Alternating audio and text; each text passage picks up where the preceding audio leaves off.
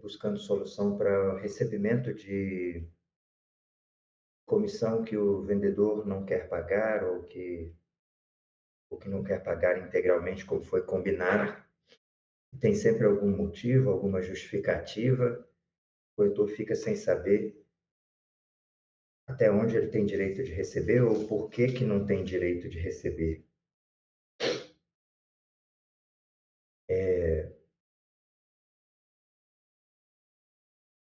Houve um tempo, quem é corretor mais antigo, houve um tempo em que só de apresentar as partes, o corretor fazia jus ao comissionamento. Então, só de levar um cliente no imóvel, se esse cliente comprasse o imóvel, ele tinha direito ao comissionamento. Depois, as coisas foram aprimorando e foi sendo entendido com mais clareza a falta da exclusividade, né, que passou a ser mais comum. Antes era mais comum a venda a contratação do serviço de corretagem com exclusividade, depois passou a ser mais comum sem a exclusividade. Alguns municípios ainda preservam mais a figura da exclusividade, alguns municípios trabalham comissões a 6% como normal, né?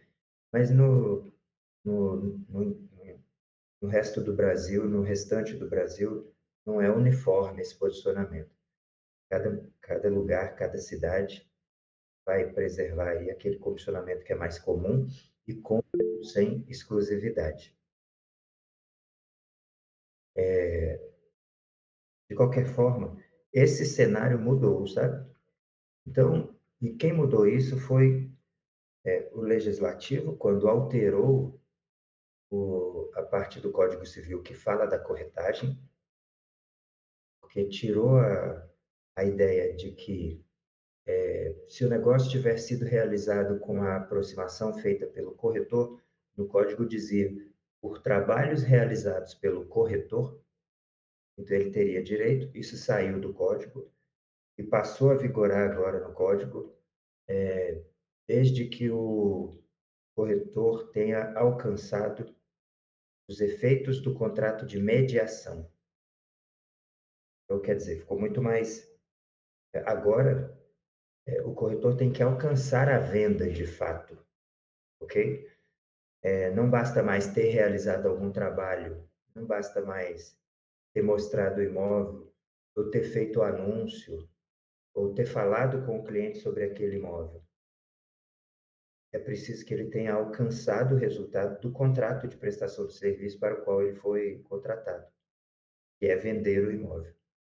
Se não vender o imóvel, se ele não vender o imóvel, ele pode ter feito tudo, pode ter feito bem feito, ele pode ter se empenhado bastante, gastado bastante, enfim.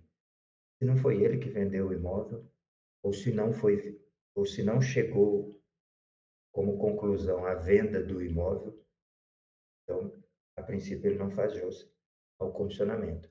Essa mudança ocorreu na legislação, lá no Código Civil, no artigo 723, e também no Judiciário.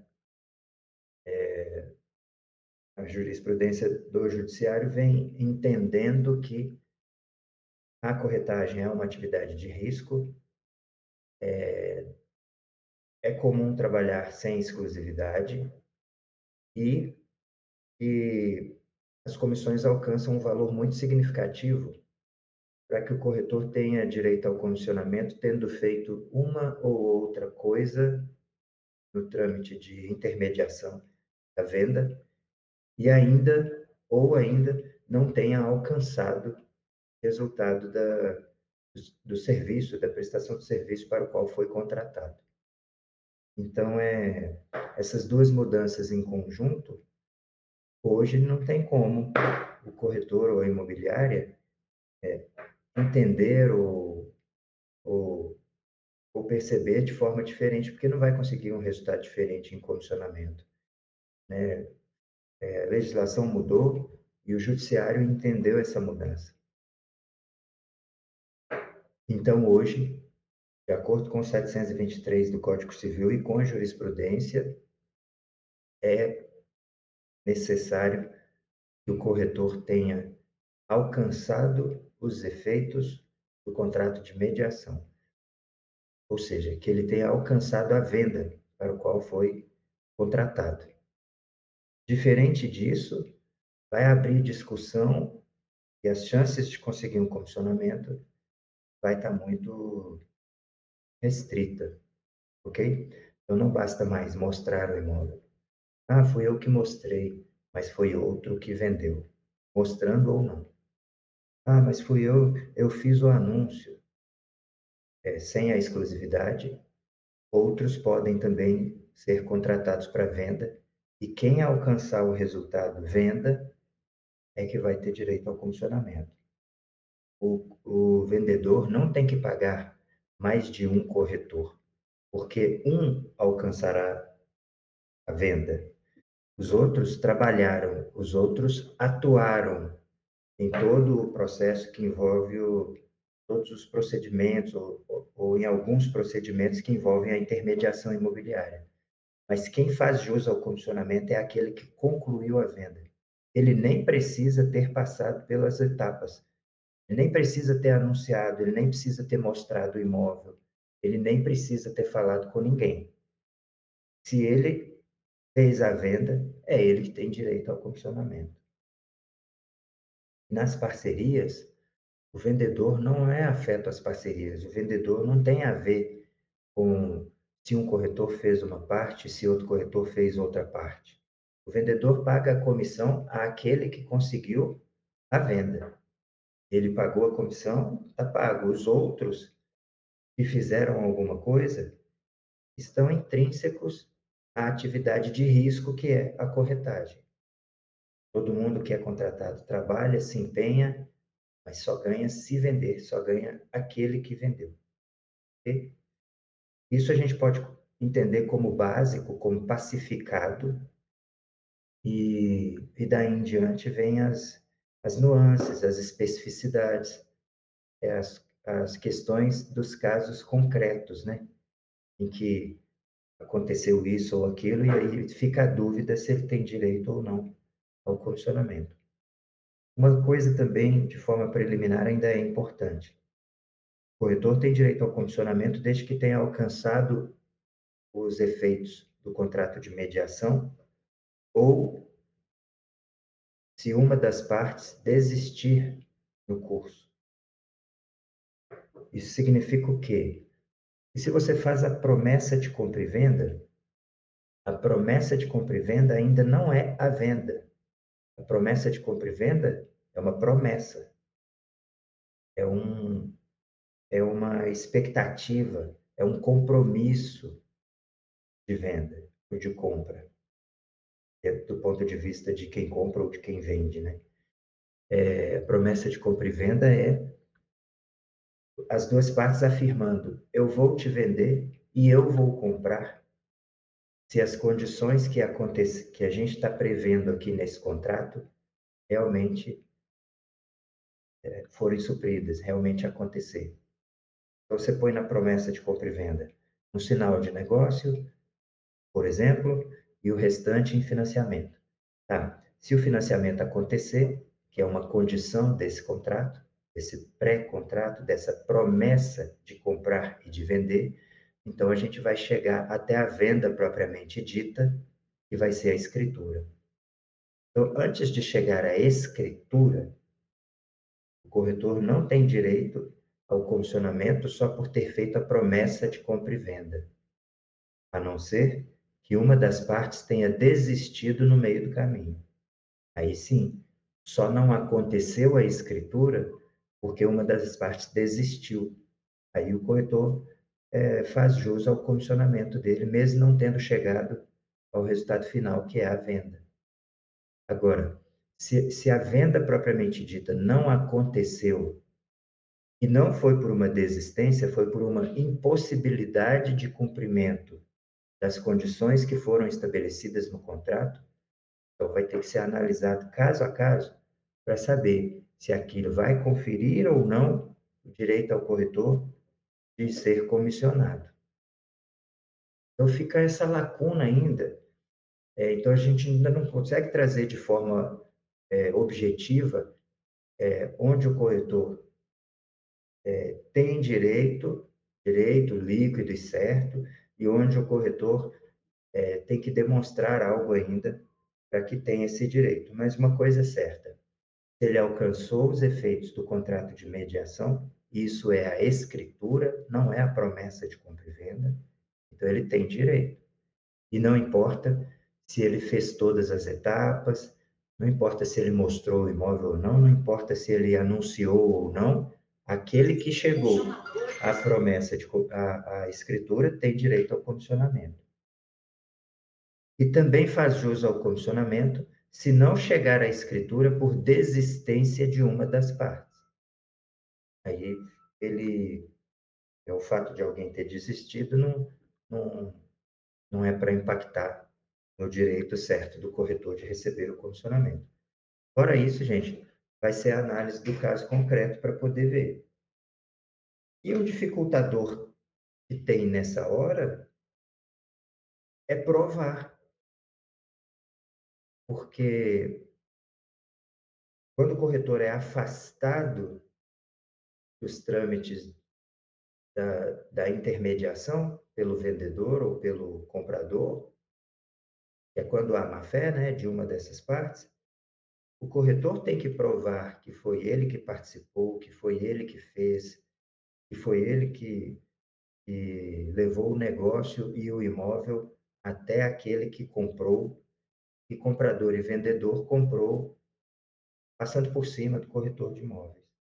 Nessa hora, o WhatsApp é muito incipiente, sabe?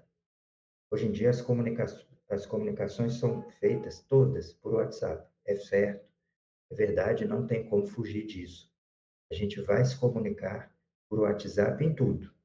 Se não for por WhatsApp, é por telefone, e que às vezes é pior do que o WhatsApp, porque nem o registro tem do que foi falado, né? No WhatsApp, pelo menos, tem as mensagens. Mas o WhatsApp não é prova. O WhatsApp é indício de que aquilo aconteceu. Mas aquilo o quê? Uma mensagem. O WhatsApp não é acordo, o WhatsApp não é contrato, o WhatsApp não é compromisso. O WhatsApp é mensagem, é conversa.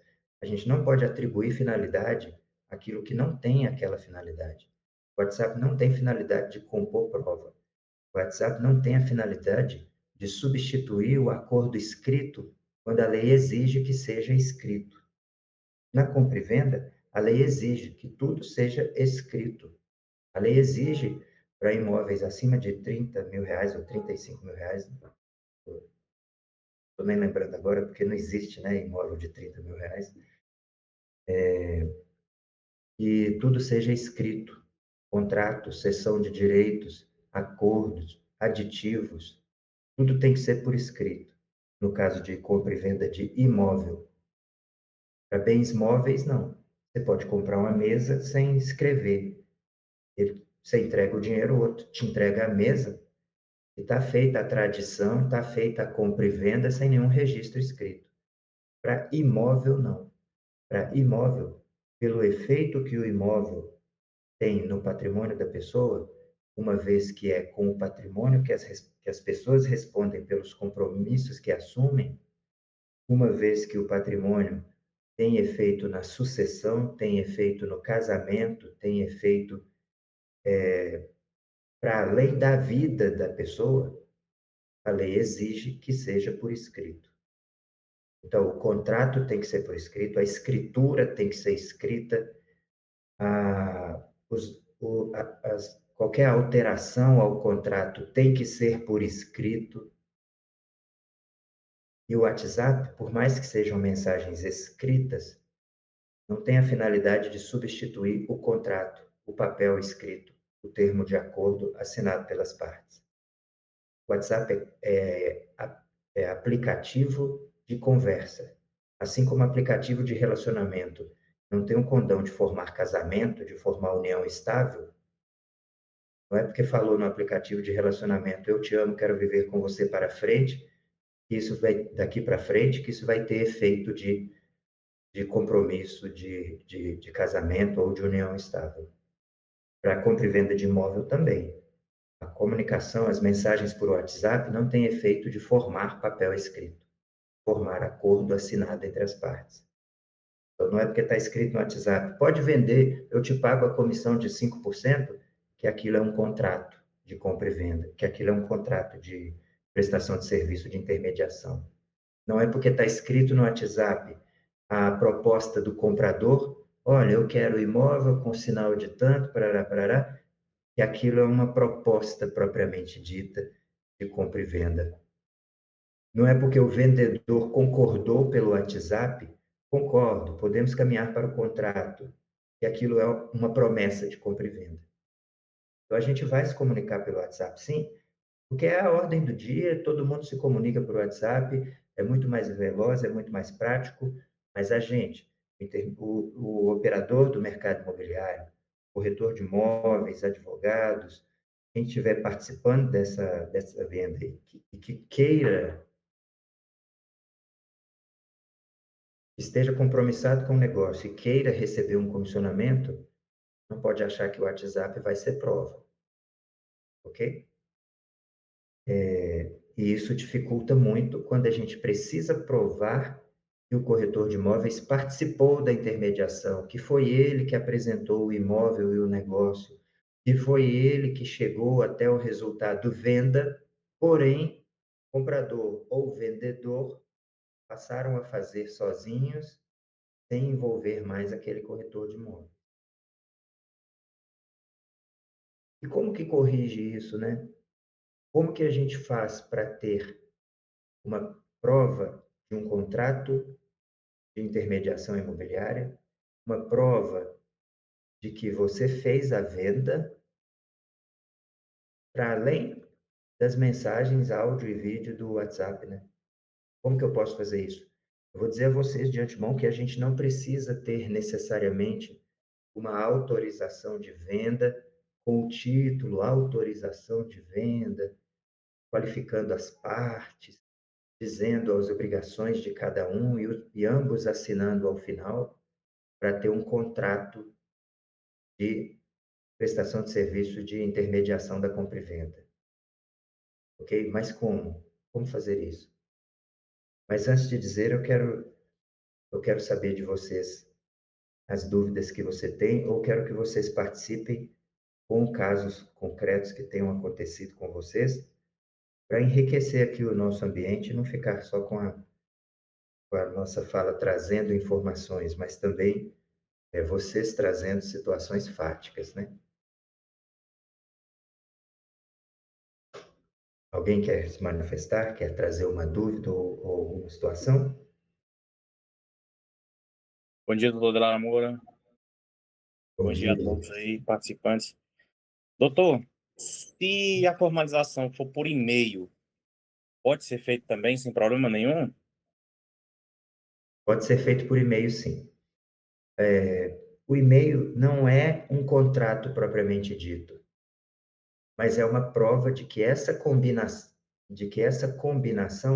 compromisso do vendedor com você e de você com o vendedor ocorreu de fato. Por que que o e-mail, apesar de não ser um contrato, é uma prova e o WhatsApp não é, e a mensagem de WhatsApp não é? Imagine o mesmo conteúdo do WhatsApp no e-mail, por que que o e-mail é e o WhatsApp não é? É porque o e-mail, ele acaba tendo início, meio e fim. O WhatsApp, por ser uma conversa, ele não cessa. No WhatsApp, o vendedor escreve assim para você: então tá bom, Lucas, pode vender meu imóvel por 1.500.000 e eu vou te pagar 3% de comissão. Aí você escreve: ok, comecei hoje. Põe uma carinha lá de feliz. 5 minutos depois, ou 2 dias depois, esse vendedor escreve: Lucas, desisti. Do que vale aquela conversa anterior, onde ele te autoriza a vender e você concorda? Nada. Acabou tal como começou. Uma simples mensagem. Ok? Sem contar que as mensagens do WhatsApp podem ser alteradas, sem contar E por ser conversa, eu não estou assumindo um compromisso, aquilo é uma conversa. Em conversas, a gente fala que vai fazer coisas, mas é uma conversa. O e-mail traz uma rigidez maior. O e-mail no texto tem início, meio e fim. No e-mail, não tem como 5 minutos depois você dizer que não vai fazer aquilo mais. Você teria que mandar um outro e-mail. E aí o outro teria ali uma prova de que ele cancelou aquele compromisso. Então, o e-mail também não é um contrato, mas por ter início, meio e fim, e a resposta ali, a concordância ou a continuidade do assunto, ele acaba reforçando o compromisso que foi feito. E o e-mail não tem como finalidade conversar. Ninguém conversa por e-mail. As empresas, as pessoas, os profissionais mandam e-mail para acertar coisas, para informar coisas sérias. E é por isso que ele tem essa finalidade. Diferente do WhatsApp, que a finalidade é conversar, é um aplicativo de conversa. Entendeu, Lucas? Então, no e-mail, você ainda não tem um contrato propriamente dito, mas você tem uma prova de que aquilo foi acordado entre as partes. E para romper essa prova, vai ter que ter outro e-mail. Percebe? Então, o e-mail não pode ser levado ao cartório para registro, por exemplo, porque não é um contrato. Mas para o judiciário, ele é uma prova robusta em relação ao WhatsApp, que não é propriamente dito uma prova, porque é por causa da finalidade das ferramentas. O WhatsApp, a finalidade é conversar, não é assumir compromissos.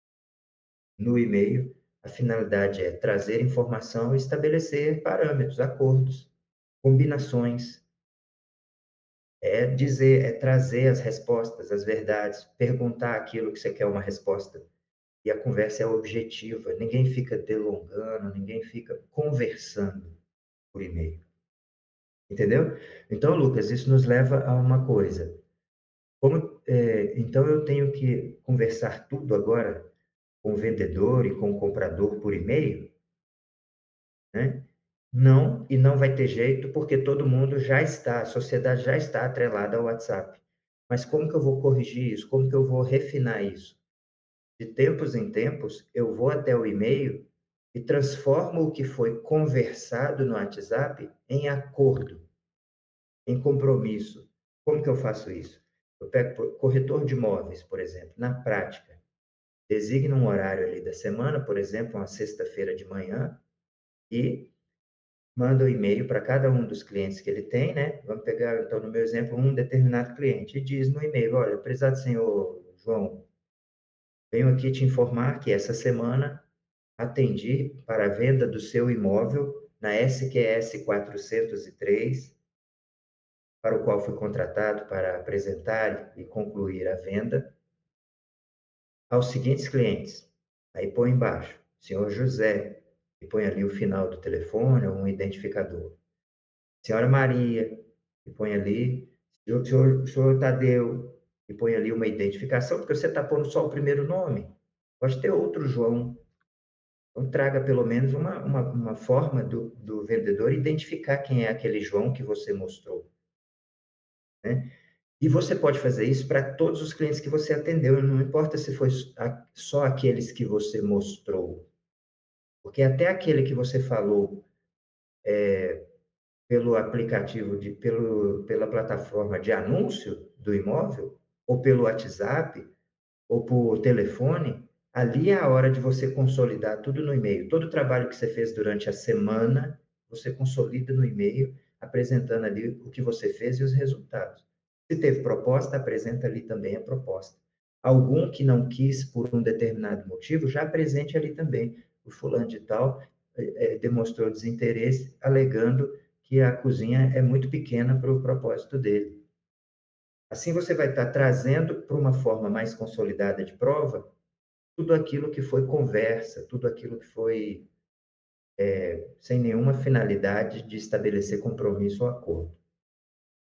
Você faz isso uma vez por semana, uma vez a cada 10 dias, uma vez a cada 15 dias. Quando o imóvel é muito difícil de vir visita, você faz isso para cada visita que você mostrar, vai ser uma de vez em quando. Assim você está alcançando vários objetivos. Um, é trazer para um documento o trabalho que foi realizado. Dois, mostrar para o vendedor que você está atuando efetivamente. Três, mostrar para o vendedor todos os clientes que você atendeu. Porque se ele, por acaso, atender esses mesmos clientes, ele está ciente que foi você que promoveu que aquele cliente chegasse até ele. Ele não, vai ficar mais difícil para ele passar por cima de você. E você vai ter muito mais facilidade para provar no judiciário que aquele cliente que comprou sem envolver você no final da venda, foi o cliente que você mostrou, que você atuou de alguma forma e você comunicou ao vendedor que você trabalhou aquele cliente. Como é que ele vai dizer que ele não sabia? E no conjunto dessas mensagens, vai ficando claro para o vendedor que vai ser muito difícil ele passar a perna em você. E vai ficar claro para o juiz, se você tiver que mover uma ação, que você atuou efetivamente na venda daquele imóvel, que foi você que promoveu a venda para aquela pessoa que comprou, muito embora eles tenham te deixado de fora na hora de fazer o contrato ou de fazer a escritura. Agora, querer chegar no judiciário, antes disso, querer colocar na cabeça do vendedor, moralmente, ele não pode te passar a perna, só porque você está trabalhando, mas ele nem sabe o que você está fazendo, o que você está fazendo na sua imobiliária, no seu dia a dia, mas não está comunicando a ele. Você quer que ele adivinhe? Querer que ele saiba que você mostrou para o João, quando ele não estava na hora da visita. Qualquer João que procurar ele, para ele está procurando ele diretamente. Ele não sabe que passou por você. Ele não sabe que foi você que fez esse trabalho preliminar. Você não informou ele. Aí ele vende lá para o João, vai pensar, apareceu um cliente aqui na minha porta e eu vendi para ele, uai, qual o problema? Aí que você vai ao judiciário tentar mostrar que você fez a venda, porque não fez isso antes, para o próprio vendedor. Enquanto estava acontecendo, durante a intermediação, não é mesmo?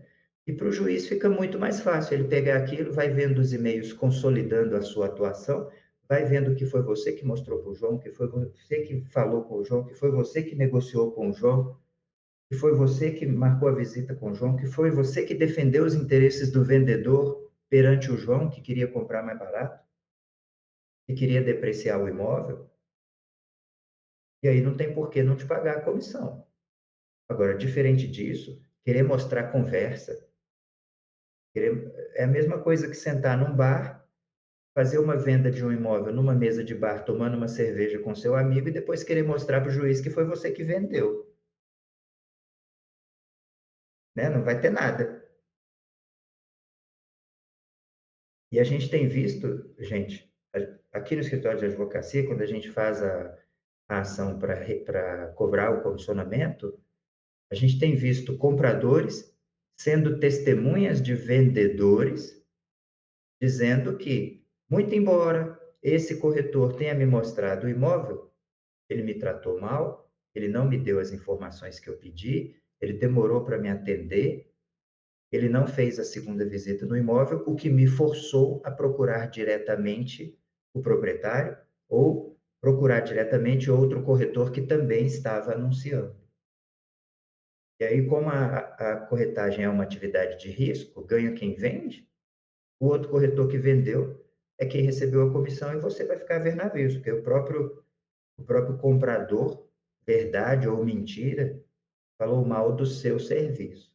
Quem trabalhou mal e não vendeu, não tem por que receber a comissão.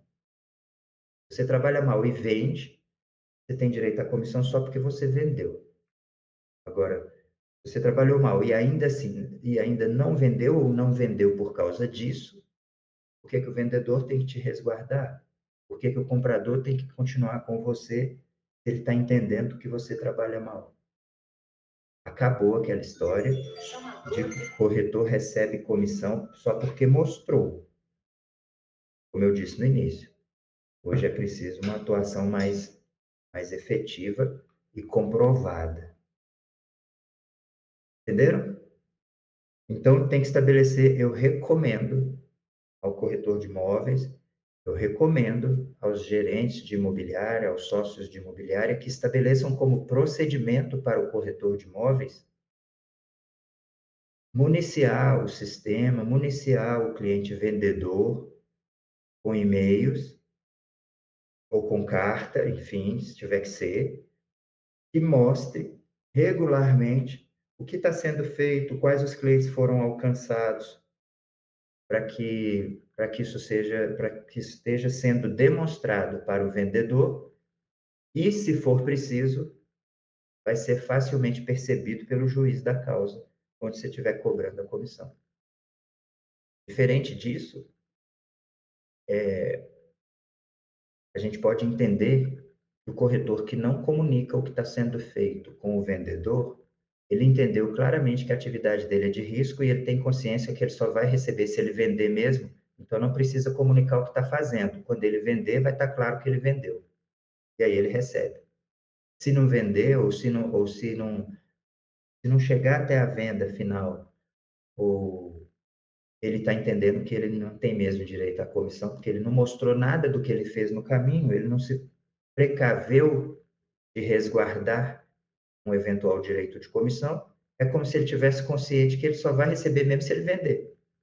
Se outro vender, ou se o comprador comprar direto, ele não vai ter mesmo direito. É simples assim. Isso vale tanto para o corretor quanto para o sócio da imobiliária, que é quem estabelece os procedimentos que os corretores vão seguir naquela imobiliária. Existe um dificultador? Sim. Ter que sentar toda semana, ou a cada 10 dias, ou a cada 15 dias, ou a cada visita, dependendo do caso, e mandar um e-mail, é muito mais difícil do que mandar uma mensagem, do que mandar um áudio. Mas isso está intrínseco ao comissionamento. Se você achar que vale a pena, faça. Se achar que não tem como, eu tenho 500 imóveis, não tem como mandar 500 e-mails.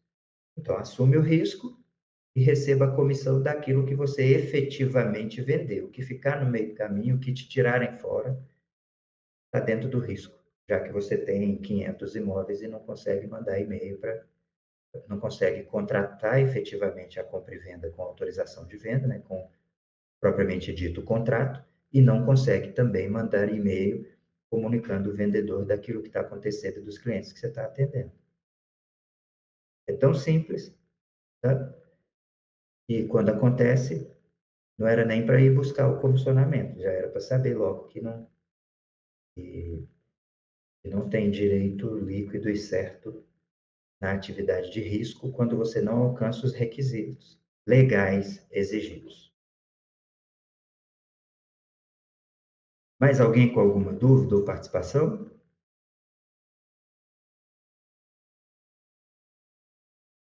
Essa semana chegou aqui para mim um cliente corretor de imóveis com a seguinte situação: olha, fiz a venda, fiz tudo até a venda, chegou, marquei a escritura, agendei a escritura, o comprador não compareceu para a escritura.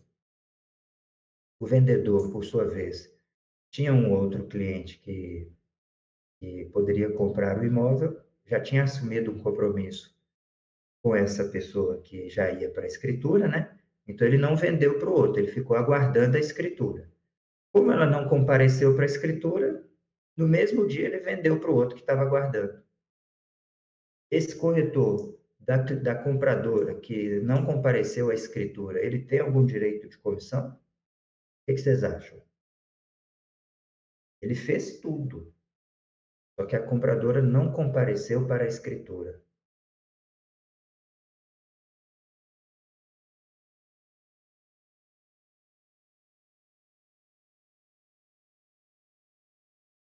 Alguém arrisca um palpite?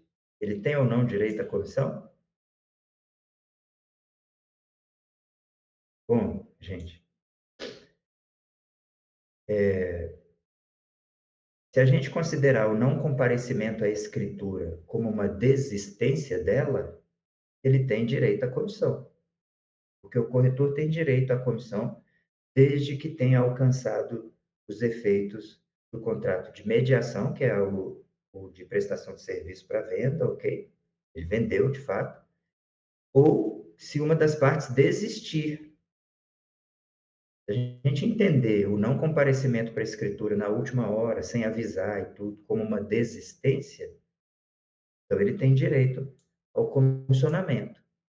Mas veja bem, ele tem direito ao comissionamento agora se ele tiver, se o vendedor tiver recebido arras. Por quê? Porque quem paga o comissionamento é o vendedor, é quem contratou o serviço. O comprador não paga comissão, a não ser que ele contrate o serviço do corretor para encontrar o imóvel para ele ou para negociar por ele, ok? Mas se o comprador não contratou o corretor está atendendo esse comprador contratado pelo vendedor. Então, quem tem que pagar a comissão é quem contrata, na maioria das vezes, então é o vendedor.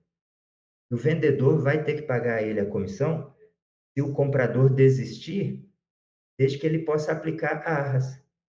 E as arras são para isso, né? Ah, desistiu, então vou aplicar arras, vou reter as arras.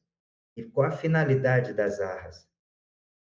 É custear ou ressarcir as despesas com a venda e, no que sobrar, indenizar pela frustração do contrato não cumprido. Então, o vendedor recebeu lá 50 mil de arras, não estou dizendo de sinal, ok? Perceba, vou explicar isso daqui a pouco. Ele recebeu 50 mil de arras, é desses 50 mil que ele vai pagar as despesas com a venda.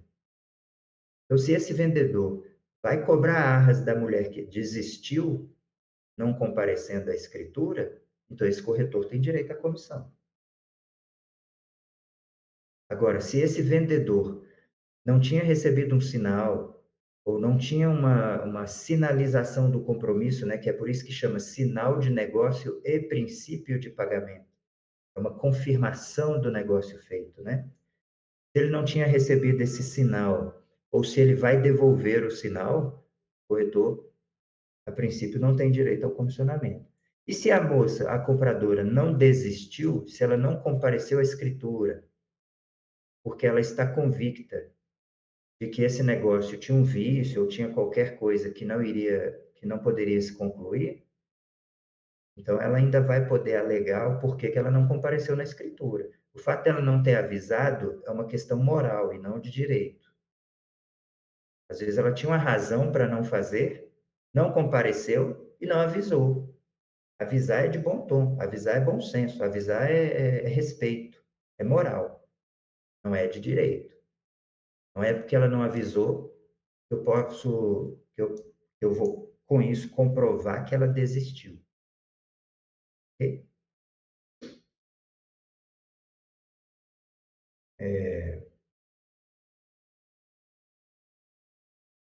As arras, então, têm a finalidade de suprir as despesas com a venda que não aconteceu por uma, por uma impossibilidade ou por uma desistência, né? E é dali que sai a comissão. Então, o corretor também que está pensando, eu preciso receber a minha comissão, então eu tenho que demonstrar a minha atuação, ou pelo menos fazer isso para ter provas depois. Eu tenho que sair do WhatsApp, pelo menos ir para o e-mail. Ele vai pensar também, eu tenho que ter um sinal de negócio que seja o bastante para cobrir as arras e ainda para cobrir a despesa com a venda, e ainda indenizar o vendedor na frustração do contrato. Porque senão, se eu fizer umas arras de 20 mil e eu tiver que receber uma comissão de 30 mil, como é que o vendedor vai me pagar 30 mil se ele está retendo apenas 20 mil? Ele vai concordar em me dar tudo que ele recebeu e ficar sem nada? As arras têm essas duas finalidades. Ela também serve para indenizar ele da frustração do negócio não feito. Então, para você, nesse processo de resguardar o comissionamento, é preciso pensar que o sinal de negócio vai ser razoável na medida em que tiver valor suficiente para custear as despesas com a venda, isso inclui o comissionamento, e ainda indenizar o vendedor pela frustração do contrato da venda não concluída. Então, é preciso que o valor de arras cumpra esse objetivo para você ter menos discussão para receber a comissão, mesmo quando o vendedor vai reter as arras.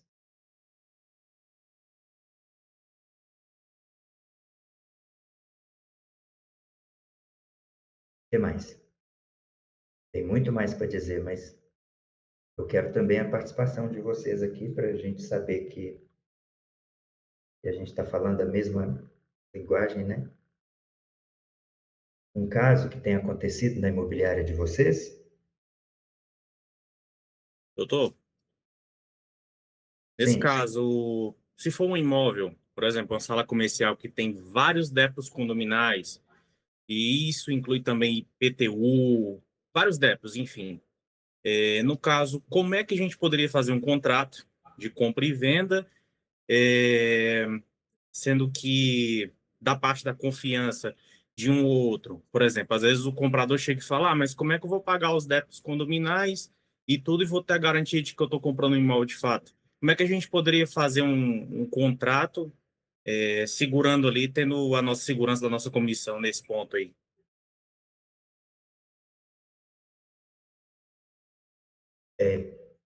é colocando um sinal de negócio e, por consequência, as arras que seja compatível com suprir tudo isso. Então, se tem, antes a gente tinha falado do comissionamento e da indenização ao vendedor por eventual desistência, né? Pela frustração do negócio não cumprido, não alcançado, né? Agora, se ainda teve que pagar condomínio, IPTU, dívidas, né? Com o dinheiro da venda do imóvel, esse sinal ainda tem que alcançar isso também. Então, não pode ser pegar não pode ser, não, pode ser, mas não vai estar prevenindo o recebimento do comissionamento se você pegar um sinal de negócio que seja suficiente só para pagar as despesas e as dívidas, só para pagar as dívidas. Quando você pega um negócio só para pagar as dívidas, tudo bem, as dívidas estão pagas. Aí depois, se desistir ou se o negócio não acontecer, o vendedor vai reter aquele valor que foi pago e aí já pagou as dívidas. E como que vai pagar o comissionamento? Como que ele vai se indenizar, né? Até pagando as dívidas dele, ele está se indenizando do negócio não cumprido. Mas e como que ele vai pagar a corretagem? Então, o corretor de imóveis, na hora que vai fazer a negociação, é que tem que estar atento a isso e pensar, olha, se tem 100 mil de dívida, se a comissão é 50 mil e ainda tem que indenizar, eu vou pensar aqui num sinal a partir de 150, que aí vai pagar 100 mil das despesas, vai pagar 50 mil do comissionamento, e o vendedor está se indenizando com as despesas, com 100 mil das despesas pagas, ou ainda vai sobrar até um pouco mais para ele. Se você pensar só nas dívidas, você está esquecendo de você. Esquecer de você, às vezes, faz parte da estratégia do negócio.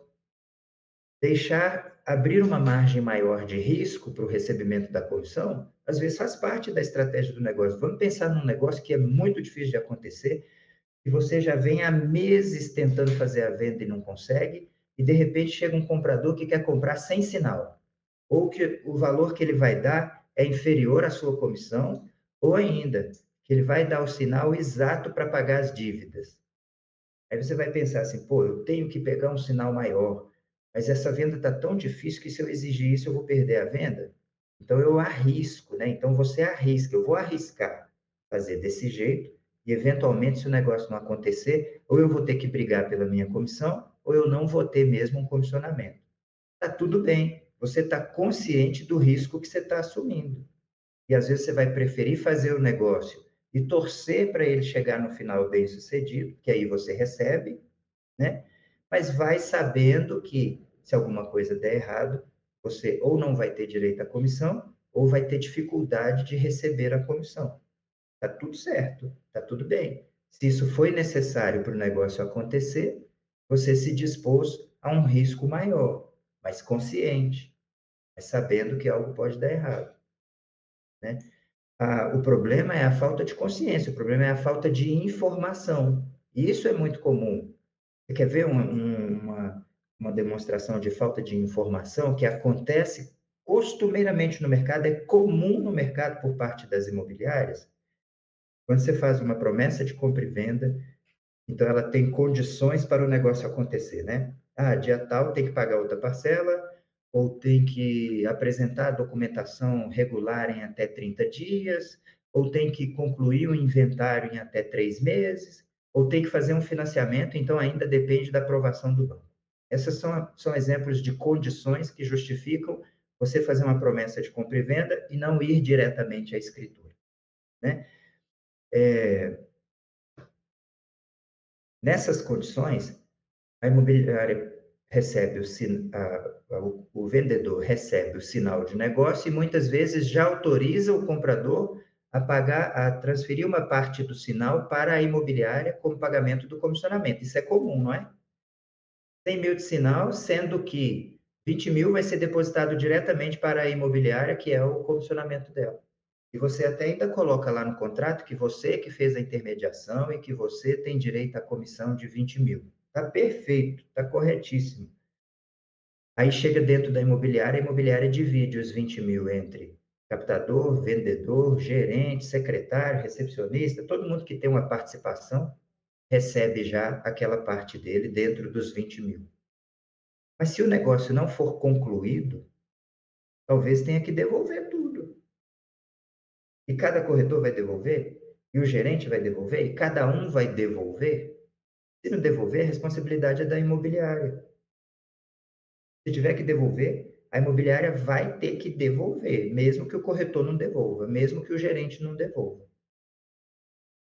Está vendo a desinformação de que o fato de ter recebido a comissão no sinal não significa que você já recebeu a comissão efetiva, que você tem direito àquele comissionamento. Você está se preservando de já retirar a comissão para não ter que ficar brigando por ela no futuro.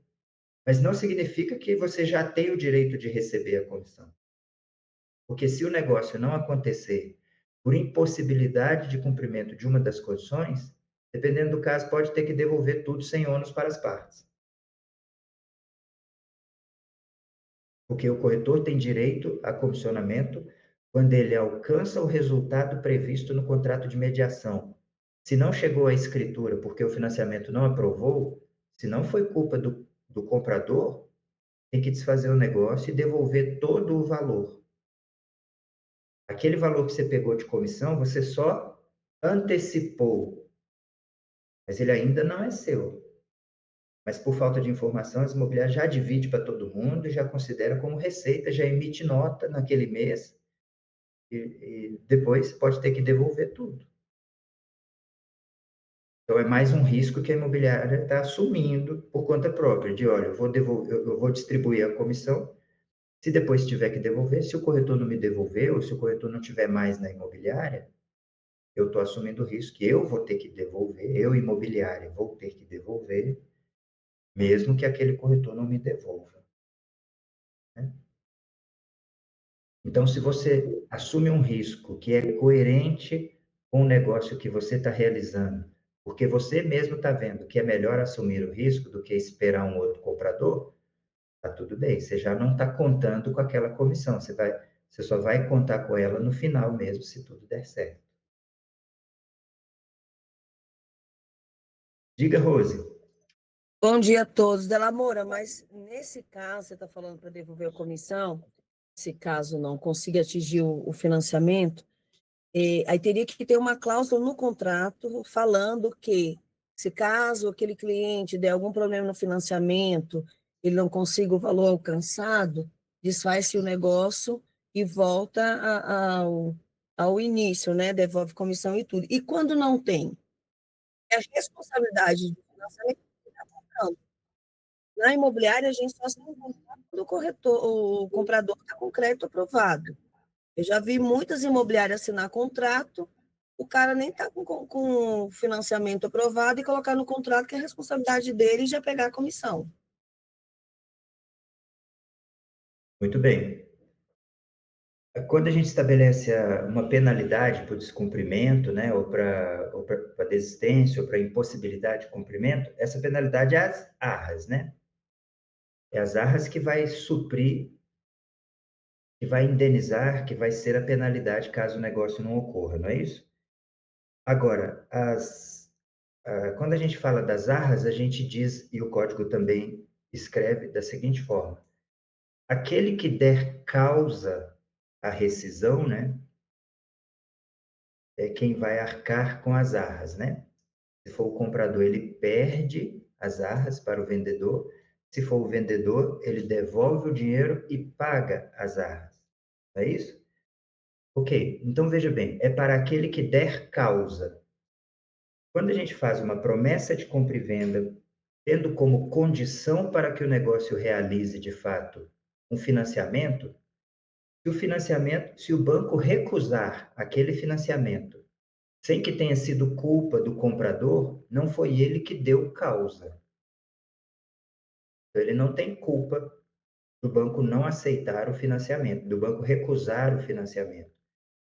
No caso que você disse que algumas imobiliárias fazem um contrato, fazem a promessa de compra e venda envolvendo um financiamento, mesmo sem saber se o comprador tem o crédito aprovado ou não, o comprador assumiu o risco, ok? Aí, se o banco falar, eu não vou fazer esse financiamento porque você, comprador, não tem crédito suficiente para essa parcela ou para esse valor de financiamento, aí o comprador assumiu o risco de fazer uma promessa de compra e venda sem saber se ele teria ou não crédito. Foi culpa dele.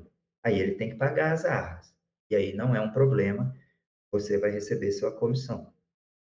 Ela vai vir das arras, mesmo o negócio não tendo concluído. Agora, imagine, o comprador está com crédito aprovado, a imobiliária verificou isso e por isso fez com segurança a promessa de compra e venda, envolvendo como condição o financiamento, mas o banco diz assim: ah, não vou financiar porque acabou o crédito, não vou financiar porque, muito embora você estava com o crédito aprovado, de ontem para hoje mudou as regras. Não vou financiar porque o engenheiro que fez a avaliação disse que o imóvel não vale esse valor, então eu só vou financiar uma parte menor. Ou não vou financiar porque o engenheiro disse que o pilotis está com uma coluna que oferece risco, e então ele não atestou o imóvel como apto para garantia. De quem é a culpa? Nem do vendedor, nem do comprador. Nenhum deles tem culpa para arcar com as arras. Então, nesses casos em que a condição estabelecida para que o negócio acontecesse não pôde ser cumprida sem que houvesse culpa de uma das partes, a solução é desfazer o negócio sem ônus. Por quê? Porque não vai poder aplicar as arras uma vez que ninguém teve culpa. Por força maior. Mas outro detalhe, no caso, se o crédito é aprovado e aí o banco fala, olha, esse imóvel não tem condições de financiamento. O imóvel está atendendo os requisitos que a gente precisa para garantia. E aí, nesse caso, o imóvel do proprietário, o banco diz que não aceita como garantia, e aí, a culpa do proprietário? Então, a princípio, a culpa seria do proprietário. Mas vamos a uma questão fática do direito, que é aquilo que não está escrito na lei, mas o juiz vai considerar como especificidade do caso concreto. E o juiz, ele aplica a lei sobre o caso concreto, ou ele interpreta o caso concreto para trazer a justiça onde a lei for omissa, ok? Então, o juiz vai analisar o caso concreto e não trazer somente a letra da lei. Aí você veja bem, um vendedor que podia vender o imóvel dele à vista, com Visto. Uhum. consórcio, com permuta, de várias outras formas, podia doar o imóvel, ele podia vender o imóvel ou, enfim, fazer o que ele quisesse com o imóvel de outra forma que não fosse o financiamento. E aquele banco e aquele engenheiro disse que o imóvel não está apto porque tem uma trinca ou tem uma coluna lá no pilotis, ou lá na garagem tem uma laje que está meio abaulada. entendeu? É a opinião do engenheiro. Ou então porque, como ele é comum no Guará, ele invadiu a área da calçada, invadiu a área pública, tem banco que não financia. Pode ser a mansão que for, invadiu a área pública, o banco não financia, né? Então, por essas características que são inerentes ao banco, que é normativo, que é a opinião do banco, né? Mas como recaiu sobre o imóvel ou sobre a situação do vendedor, então a culpa é do vendedor. Mas vamos olhar o caso fático, né? Vamos interpretar. É justo que uma pessoa saia para vender o imóvel, contrate uma imobiliária para vender o imóvel e depois um engenheiro diz que não está apto para o financiamento, o banco recusa e ele tem que pagar arras. Ele saiu para vender e agora ele tem que pagar arras. Não vai ser justo. Então, por isso, aqui nesse escritório de advocacia, a gente recomenda que em todos os casos de financiamento tenha uma cláusula dizendo, olha, se o financiamento não for aprovado por culpa, por justificativa atribuída ao imóvel ou ao vendedor, o negócio vai ser desfeito com a devolução dos valores sem ônus para as partes. Por quê? Porque isso facilita para a imobiliária na administração da confusão, Rose. Se o comprador achar que por causa dessa opinião do engenheiro, da Caixa, do banco, o vendedor tem que pagar arras, ele vai insistir nisso e ele vai à justiça por causa disso, e a imobiliária vai ter que ficar administrando esse problema.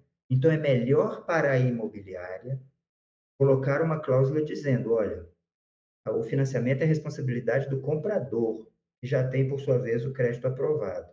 Eventualmente, se o banco recusar o financiamento, justificando em algo do imóvel ou do vendedor, o negócio vai ser rescindido sem ônus para as partes, com a devolução integral do dinheiro.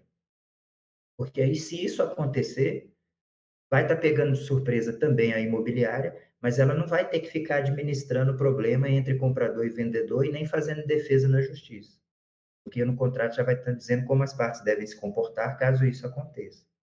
Isso é bem interessante. E a gente geralmente coloca.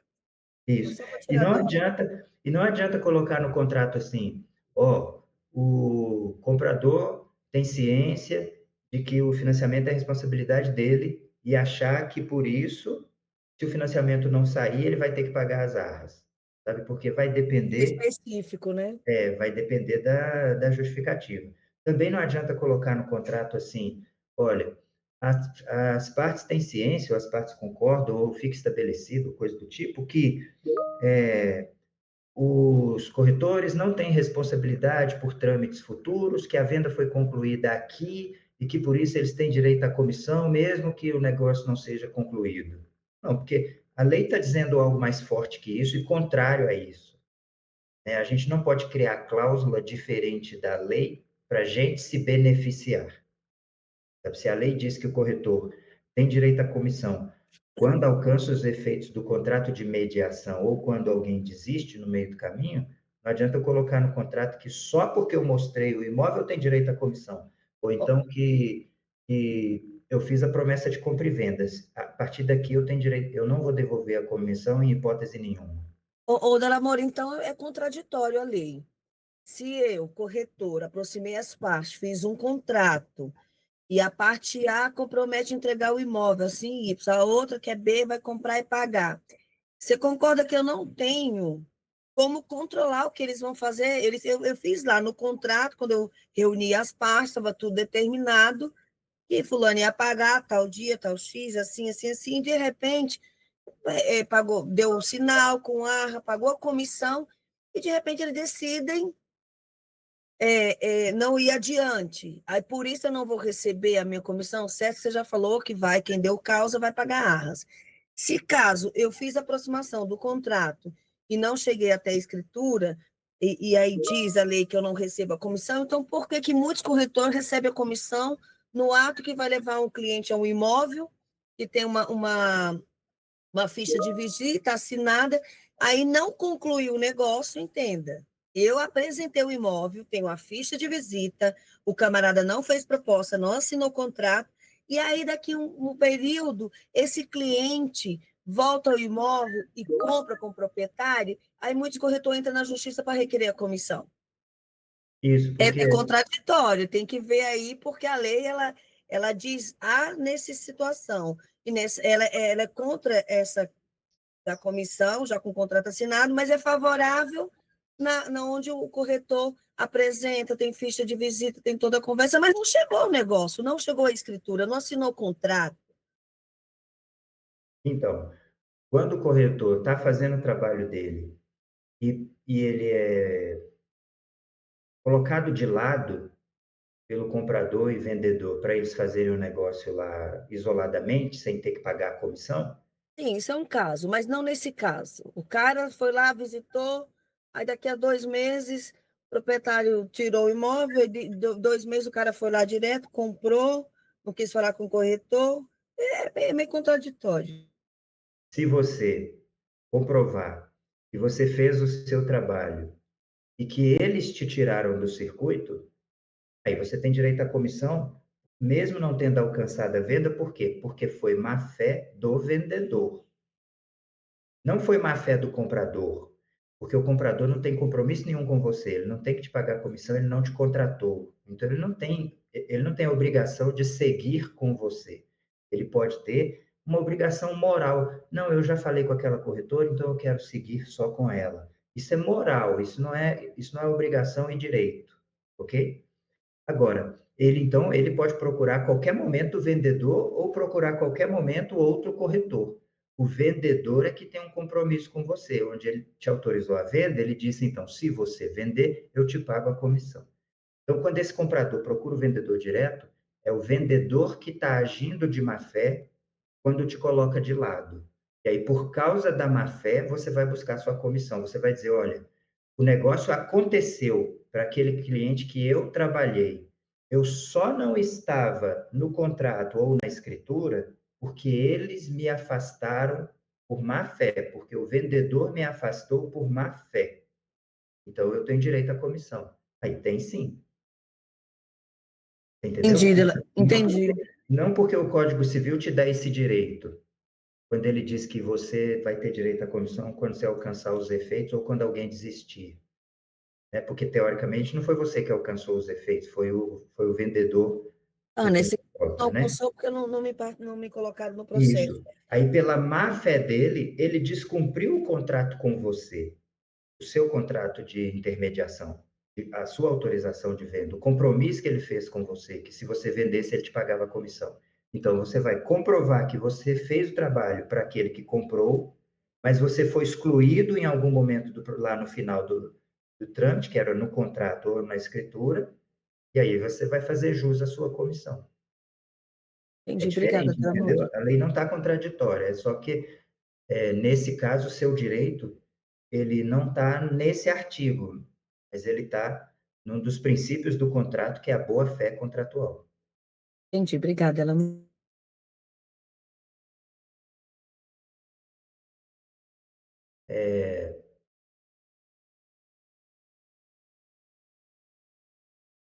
Acho que é isso, né?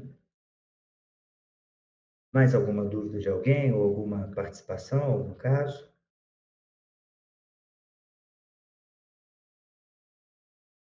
Então, fica o alerta, gente, por último, fica o alerta, documentem o máximo possível. O WhatsApp é conversa, não é documento, então, de vez em quando, vá até o computador, escreva uma carta, se for mandar uma carta, ou escreva um e-mail, consolidando as informações, os acordos, a sua, vamos dizer assim, a sua prestação de contas do serviço que você está fazendo, sabe, para aquele vendedor, para que você iniba na cabeça dele a intenção de te deixar de lado, né, de má fé, e mesmo se ele insistir, para que você então tenha prova robusta para levar até o judiciário e receber sem dificuldade a sua comissão. Se não fizer isso, então está tudo bem, mas está assumindo o risco de fazer a venda e não receber a comissão. Vai ter imobiliária, vai ter corretor de imóveis que vai preferir assumir o risco, porque isso acaba que vai dar tanto trabalho que é melhor Assim, é melhor fazer uma, duas, três vendas perdendo uma ou duas do que gastar tempo para conseguir fazer quatro, sabe? Esse tempo, né? Enfim, é de cada um, assuma o risco do, do, do que vocês quiserem assumir. O importante é ter consciência disso e não ficar depois achando que foi enganado, achando que foi lesado, ou pior, indo ao judiciário pleitear uma coisa que não vai ganhar. Ainda mais sabendo que hoje está ficando comum comprador fazer conluio com o vendedor para ir lá no juiz como testemunha falar mal do trabalho do corretor que está pleiteando a comissão. Aí, por mais que você tenha feito um bom trabalho, se você não tiver uma demonstração disso, vai ficar muito feio e vai ficar muito difícil de combater as informações que o comprador está trazendo, ainda que ele esteja mentindo, né? É isso, então.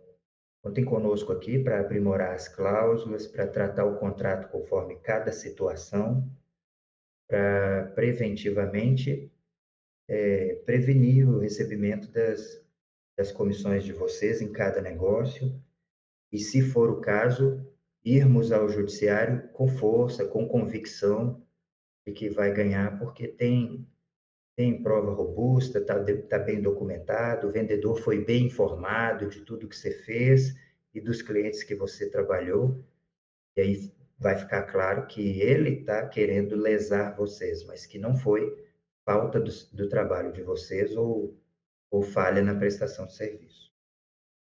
Ok? Sigo aqui à disposição. Essa semana a gente falou de um tema de compra e venda, que foi o título Quando a imobiliária não tem direito ao comissionamento. E na semana que vem a gente vai falar de um tema da locação que a gente vai escolher. Ô, Della Moura, Oi, escolhe Rose. um tema de venda de imóvel locado que dá muita divergência. Ah, muito bem. Esse daí é o melhor tema na área de venda. O procedimento de vender o imóvel locado. Quem compra tem que continuar. Quem tá o novo comprador é obrigado a continuar. Notificação do novo proprietário, o inquilino, ele tem que pagar multa. Esse é um tema que eu amo.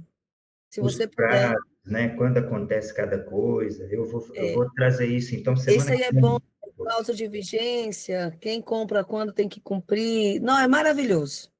Se Isso, você puder trazer esse tema, eu não vou perder sua aula quinta-feira que vem, vou começar cedo. muito bem. Então, Obrigada. considere seu pedido realizado, viu? Ah, Semana que então, vem nós ótimo. vamos trazer esse tema. Então, é de 9 às 10, é que eu confundo. Eu acho que é de 10 às 11. Quando eu lembro, 10 horas já acabou. Então, eu vou Não, botar na Rose, agenda. é de 8, eu vou te dizer que é de 8h45, que aí 9 horas Ai, você já vai mentira. estar aqui. Ah, então eu vou botar na agenda, porque toda vez a Luzia fala, Luzia, eu achei que era 10 horas. Então, eu vou colocar É, na agenda. Eu vou ser 9 depois. horas a gente começa aqui em ponto, sem embromation, sem nada. A gente já começa direto ao ponto, viu? 9 horas. Ah, ótimo. Então, já estou comprometida com vocês, 9 horas na quinta, para esse tema tão importante que eu amo. É uma coisa que vai deixar. Quem participar da sua aula vai sair com outro conhecimento em relação a esse tema. É um tema bem polêmico. Obrigada, Della Moura. Obrigada a todos. Boa semana. Tchau. Até mais, Rose. Tchau, tchau. Tem mais participações, gente? Estou aqui à disposição. Obrigado, doutor. Tudo de bom para você, viu? Obrigado, Lucas. Obrigado, Fernanda, pela presença. A todo mundo que veio, muito obrigado. E quinta-feira que vem estaremos aqui de novo com esse tema que a Rose sugeriu. Eu vou montar um títulozinho, mas a gente vai falar de venda de imóvel alugado, trazer os principais problemas, as dificuldades, entender direitinho quando é que usa o prazo de 30 dias, quando é que usa o prazo de 90 dias, quando o comprador, o adquirente, pode pedir o imóvel, quando não pode, os cuidados que o locatário tem que ter para não ser pego de surpresa numa hora dessa, vai ser enriquecedor. A gente tem muito a dizer sobre isso. Até lá, então, gente. Obrigado, Geralda.